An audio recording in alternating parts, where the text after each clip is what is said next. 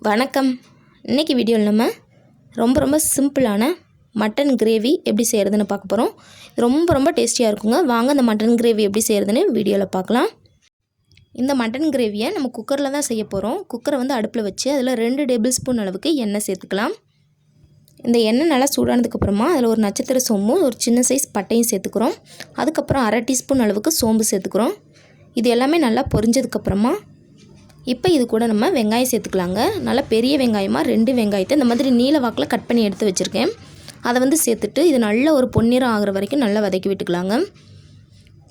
வெங்காயம் இந்தளவு நல்லா வதங்கினதுக்கப்புறமா இப்போ இது கூட நம்ம 1 டீஸ்பூன் அளவுக்கு இஞ்சி பூண்டு விழுது சேர்த்துக்கிறோங்க. சேர்த்துட்டு இந்த இஞ்சி பூண்டு விழுதோட பச்சை வாசனை போகிற வரைக்கும் இதை நல்லா வதக்கி விட்டுக்கணும். இஞ்சி பூண்டு பேஸ்ட்டோட பச்சை வாசனையெல்லாம் நல்லா போனதுக்கப்புறமா இப்போ இது கூட நம்ம தக்காளி சேர்த்துக்கலாங்க. ஒரு நல்ல பெரிய சைஸ் தக்காளியாக ஒரு தக்காளி எடுத்து அதை கட் பண்ணி வச்சுருக்கேன், அதை சேர்த்துக்கிறேன். இந்த தக்காளி சீக்கிரம் மசியணும் அப்படிங்கிறதுக்காண்டி இது கூட கொஞ்சமாக உப்பு சேர்த்துக்கிறேங்க. சேர்த்துட்டு இதை நல்லா வந்து மசிஞ்சு வர்ற வரைக்கும் நல்லா வதக்கி விட்டுக்கலாம். தக்காளி நல்லா இந்த அளவுக்கு மசிஞ்சதுக்கப்புறமா தேவையான மிளகாய்த்தூள் எல்லாம் சேர்த்துக்கலாங்க.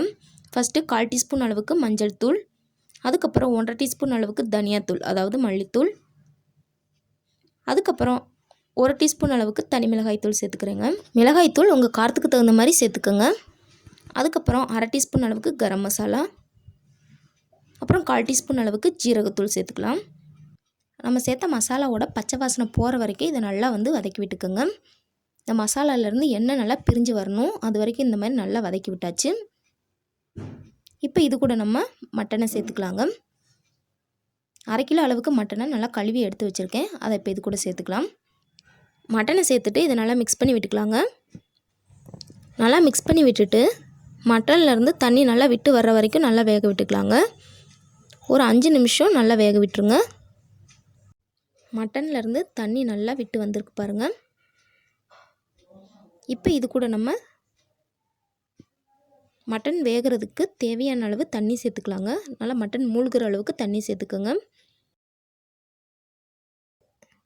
அதுக்கப்புறமா இந்த கிரேவிக்கு தேவையான அளவு உப்பு சேர்த்துக்கலாம். ஏற்கனவே உப்பு சேர்த்துருக்கோம், அதனால் பார்த்துட்டு அளவாக சேர்த்துக்கோங்க.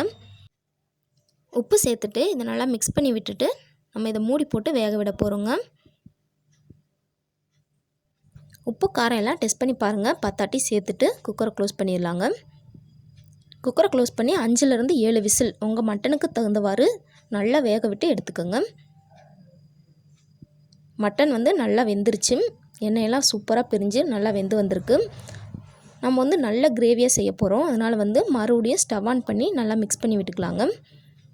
இதில் இருக்க தண்ணியெல்லாம் நல்லா சுண்டி எண்ணெய் நல்லா பிரிஞ்சு வர்ற வரைக்கும் இதை நல்லா வந்து வேக விட்டுக்கலாம்.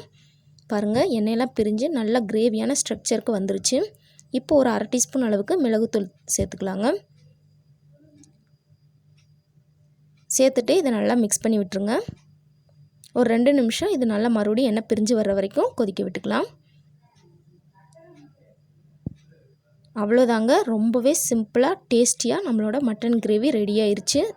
பார்க்கவே அட்டகாசமாக இருக்குல்ல. கண்டிப்பாக நீங்களும் உங்கள் வீட்டில் ட்ரை பண்ணி பாருங்கள். ட்ரை பண்ணிவிட்டு எப்படி வந்துச்சு அப்படிங்கிறத மறக்காமல் கீழே கமெண்டில் சொல்லுங்கள். இந்த வீடியோ உங்களுக்கு பிடிச்சிருந்தால் லைக் பண்ணுங்கள், ஷேர் பண்ணுங்கள். மறக்காமல் நம்ம சேனலை சப்ஸ்கிரைப் பண்ணிக்கோங்க. தேங்க்ஸ் ஃபார் வாட்சிங்.